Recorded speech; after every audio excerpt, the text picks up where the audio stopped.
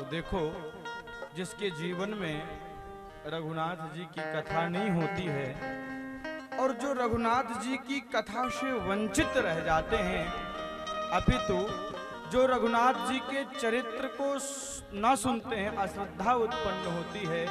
तो जिस प्रकार से मां सती को देह का त्याग करना पड़ा, ऐसे मनुष्यों को भी शरीर का त्याग करना ही पड़ा। अपराध कहां से बना? तो आपको बताएं, जो देवाधिदेव महादेव हैं, यहाँ तक कि रच महेश निज मानस राखा, जिसने रामचरितमानस को लिखा है, ऐसे देवाधिदेव महादेव भी कथा सुनने के लिए पधारते हैं। किसके पास पधारते हैं? घट जोनी, जो घड़े हैं, जो छोटा सा घड़ा है, घट है। ऐसे समझो एक सागर एक छोटे से कुएं के पास आ रहा है।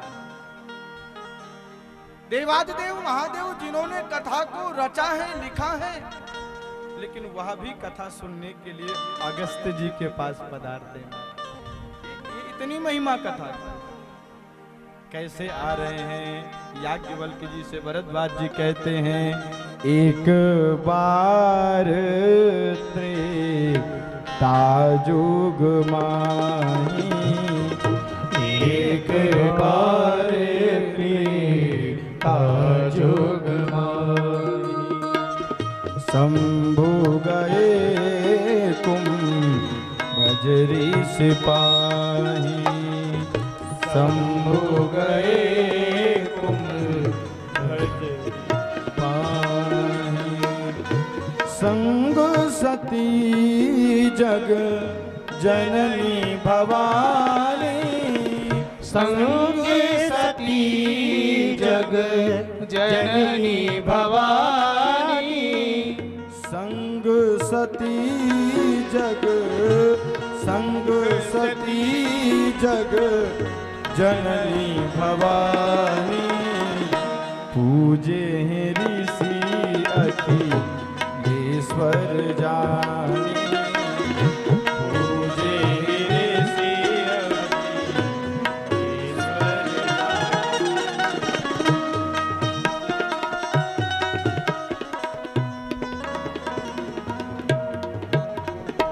एक बार त्रेता जुग माही, शंभु गए कुंभज ऋषि। कथा सुनने के लिए जा रहे हैं तो अकेले नहीं जा रहे हैं, संग सती जग जननी भवानी, साथ में कौन है? भगवती सती जा रहे हैं। किसके पास आए हैं? अगस्त्य जी के पास।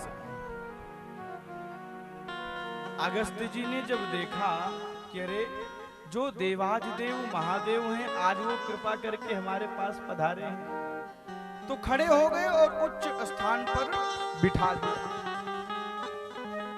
उच्च स्थान पर बिठा दिया और अगस्त्य जी ने भगवान के चरणों को धुला है, पूजा किया है। अब यहां पर संशय होता है कि कोई वक्ता किसी श्रोता के पैर को धुले, ये तो उचित नहीं हुआ ना। अरे श्रोता को, वक्ता को उच्च स्थान पर बिठा करके पूजन करना चाहिए, लेकिन कोई श्रोता का ही पूजन कर रहा है, ऐसा क्यों हुआ? तो आपको बताएं, कभी कभी जो श्रोता होते हैं ना, वो उच्च कोटि के विद्वान होते हैं। जैसे कोई गुरु अपने शिष्य से कथा सुने, जैसे कोई गुरु अपने शिष्य से कथा सुने, तो ये नहीं कि गुरु शिष्य के पूजन को करेगा, शिष्य ही गुरु के पूजन को करेगा। तो ये अगस्त्य जी महाराज ऋषि हैं, ये जानते हैं कि अरे ये तो साक्षात श्रद्धा और विश्वास के प्रतीक हैं। वंदे बोधमयम नित्यम गुरुम शंकर रूपिणम, यमाश्रितो ही वक्रोपी चंद्र सर्वत्र वंद्यते। तो आशुतोष है, ये तो शशांक शेखर। शंकर माने ही होता है कल्याण, जिसके स्पर्श मात्र से ही कल्याण हो जाए, ऐसे कल्याण के अधिष्ठाता आज हमारे घर पधारे हैं। तो अगस्त्य जी ने शंकर जी के पैर को धुला और पूजन किया। अच्छा, पूजन कर रहे हैं तो शंकर जी को तो भाव लग रहा है, शंकर जी जान रहे हैं कि किस भाव से ये हमारा पूजन कर रहे हैं, इसलिए भ्रम नहीं हुआ, अभिमान नहीं हुआ। लेकिन सती जी को अभिमान हो गया। अरे जो आते ही जी हजूरी करने लगा वो कथा क्या सुनाएगा? वो जो हमारे स्वामी का ही पूजन कर रहा है वो कथा क्या सुनाएगा? साहब, बस इसी अभिमान से हम कथा से वंचित हो जाते हैं।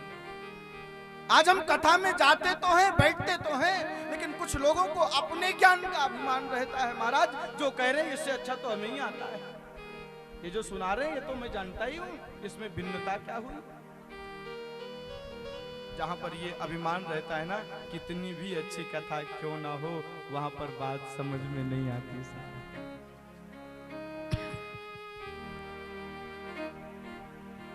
कोई पात्र, किसी पात्र में पहले से जल भरा हो और उस पात्र में आप जल डालो तो क्या होगा? अंदर जाएगा? अंदर नहीं जाएगा। क्यों? क्योंकि वो तो पहले से ही भरा है। यद्यपि उसमें जल भरना है तो पहले तो पात्र को खाली करो, और जब पात्र खाली हो जाए तो फिर से उसमें जल भर दो। तो जिस प्रकार से भरे हुए पात्र में जल अथवा कोई वस्तु नहीं भर सकते, उसी प्रकार से हम कथा में अगर जाएं और हमें अपने ज्ञान का अभिमान है तो कितना भी अच्छी, कितनी भी गूढ़ कथा हो, हमारे हृदय में वो प्रवेश नहीं करेगी।